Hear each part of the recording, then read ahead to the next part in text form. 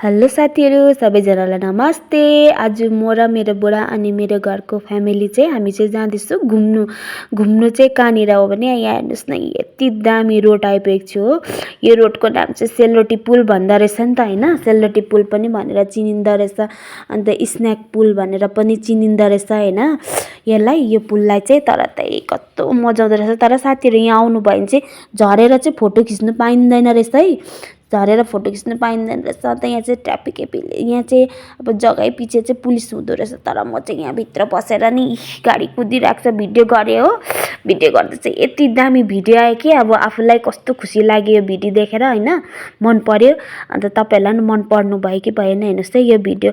तर म चाहिँ अब यहाँ माथि आएर पनि यहाँ डाँडा दामी रहेछ, डाँडामा रमाउँदै घुम्दै फिर्दै होइन रमाइरहेको थियो। तपाईँहरूलाई मन पर्यो भने मेरो यो भिडियो लाइक गरिदिनुहोस्, सेयर गरिदिनुहोस्। यति भन्दै तपाईँहरूलाई बाई बाई।